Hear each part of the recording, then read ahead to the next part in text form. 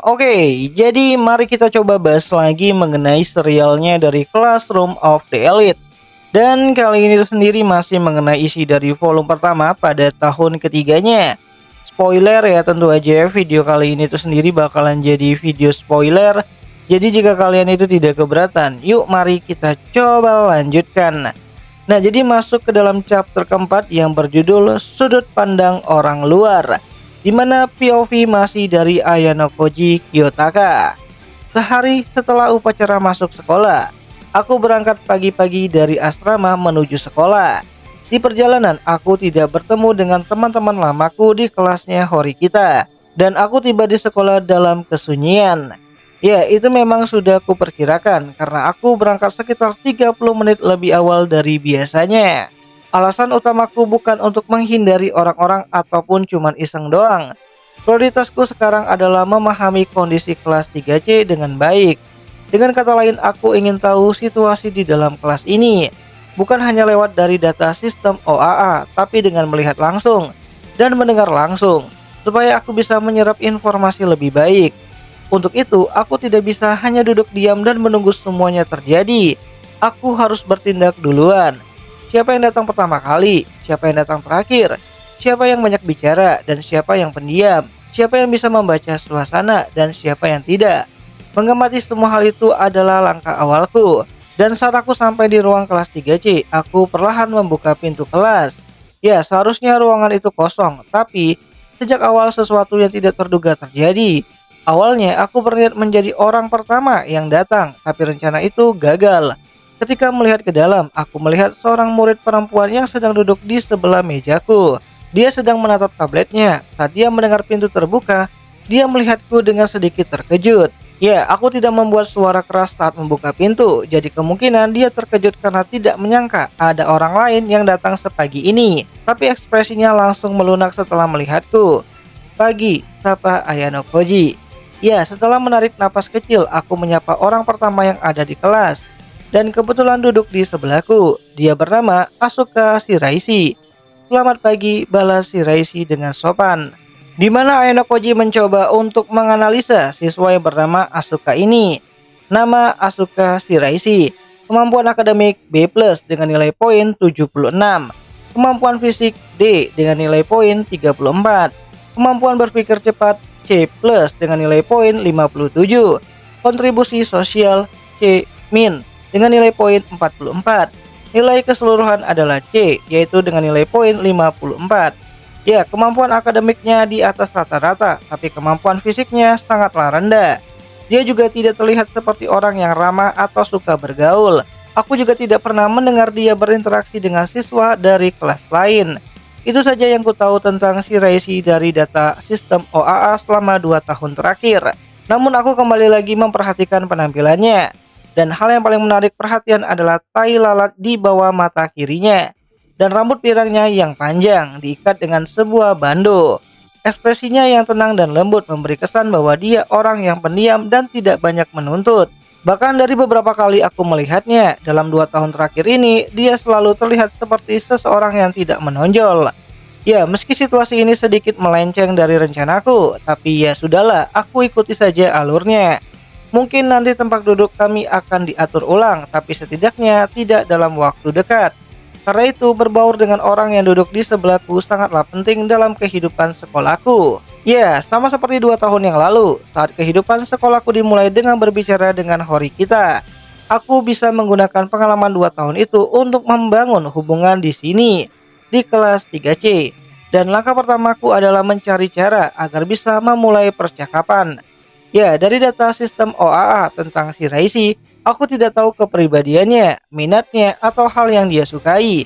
Artinya, aku harus mencari tahu sendiri tanpa petunjuk apapun. Dan saat aku mendekati mejaku, aku melihat Shiraishi sedang belajar. Dia memegang pena dan juga mengerjakan soal di tabletnya. Jadi aku menunggu sebentar sebelum berbicara. Ya, sebenarnya kami sudah sering berpapasan selama 2 tahun ini, tapi ini pertama kalinya aku benar-benar mencoba berbicara dengannya. Di mana Ayano Koji berkata, tidak menyangka ada orang yang datang lebih dulu. Kamu datang pagi sekali. Iya, aku bangun lebih pagi dari biasanya, tapi kamu juga cukup pagi, Ayano Koji-kun, jawab Shiraishi. Ya, aku hanya menanggapi sapaan darinya dan dia menjawab dengan sopan. Kata-katanya terdengar agak ragu. Mungkin karena dia belum terlalu mengenalku, atau mungkin karena dia memang tidak ingin berbicara denganku.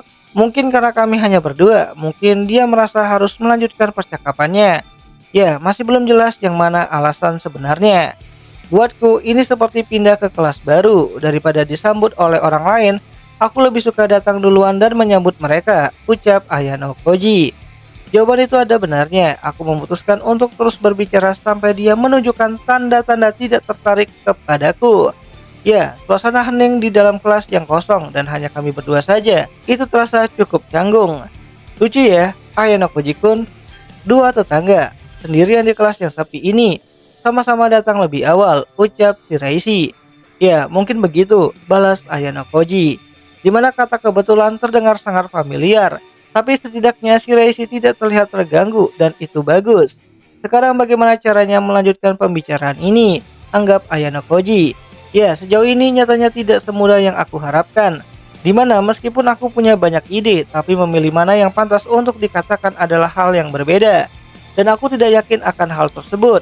Ya, kalau Hirata ada di sini, dia pasti bisa memulai percakapan dengan alami, tanpa ragu-ragu dan tanpa harus memikirkan semuanya. Kenapa kamu memutuskan untuk pindah ke sini, Ayano Koji? Tiba-tiba Shiraishi memulai percakapan. Ya, saat aku masih ragu menjawab, Shiraishi langsung melontarkan pertanyaan yang memang wajar ditanyakan. Lalu dia lanjut bertanya lebih dalam. Kamu sudah bekerja keras untuk naik ke kelas 3A, jadi agak aneh kalau kamu justru pindah ke kelas 3C, yang peringkatnya lebih rendah. Memang biasanya terlihat aneh, jawab Ayano Koji.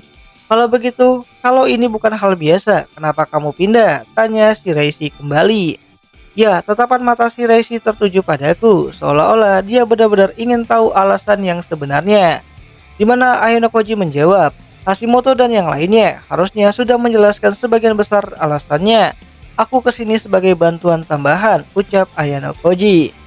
Ya, aku mengerti bagian itu, tapi yang aku ingin tahu apa untungnya buatmu, Ayano Koji-kun. Soalnya nggak ada yang bilang apa-apa soal itu.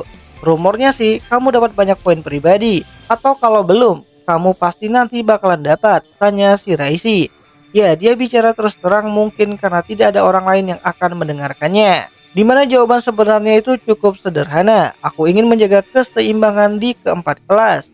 Itu berarti aku harus membantu kelas C dan juga kelas D agar bisa mengejar dua kelas teratas. Kalau nggak bisa dari luar, aku akan bantu dari dalam. Tapi karena aliansiku dengan Ichinose belum bisa diumumkan, aku nggak bisa kasih tahu detailnya ke Shiraishi.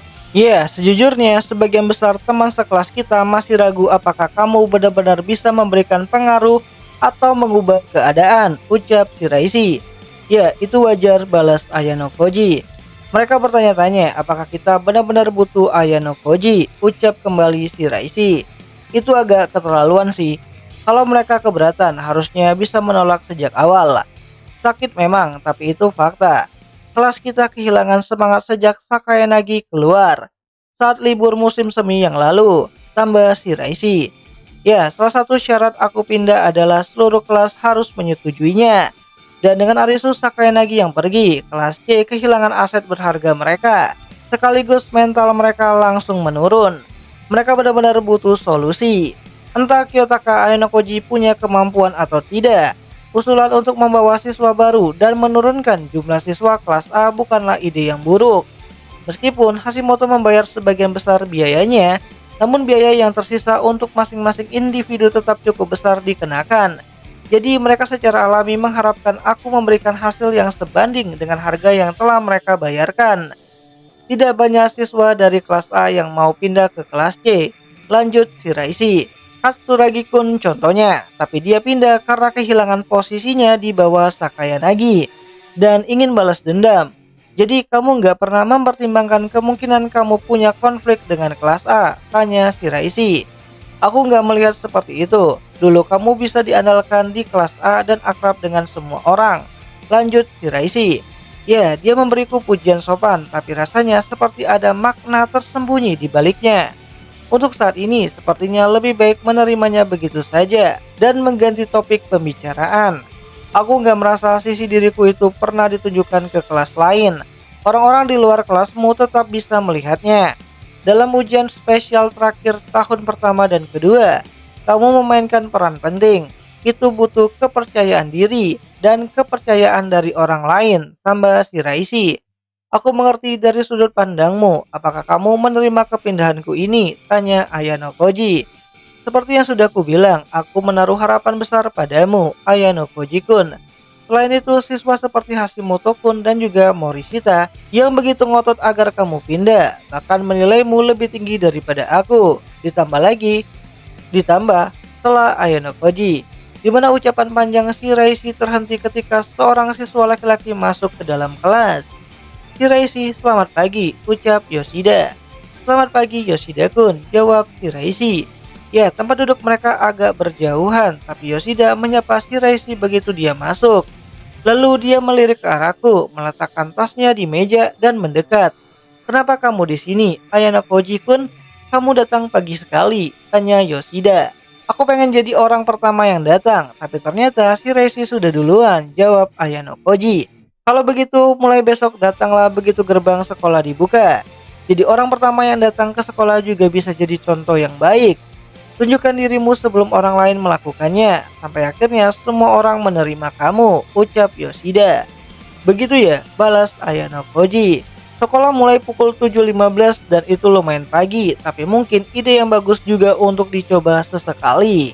Saran itu agak menuntut, apa menurutmu tidak? Tanya Shiraishi. Ya, tepat saat aku hendak mengganggu, Shiraishi berkata dengan sangat lembut. Dan saat kamu bilang sampai semua orang di kelas menerima dia, maksudmu apa? Gimana kita tahu kapan semua orang sudah menerima dia? Tanya Shiraishi kepada Yoshida.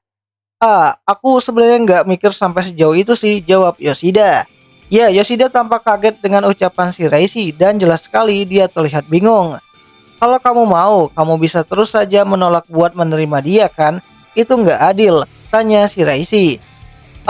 Aku nggak bermaksud kayak gitu, balas Yoshida. Kalau begitu kenapa nggak tarik omonganmu tadi, tanya Shiraishi. Baiklah, aku paham, lupakan saja yang baru saja aku bilang, ucap Yoshida kepada Ayano Koji. Bagus, aku tahu kamu bisa berpikir jernih, Yoshida-kun, jawab Shiraishi. Ya, kayaknya aku memang agak keterlaluan tadi, balas Yoshida. Ngomong-ngomong, Yoshida-kun, kamu cukup populer di kelas ini.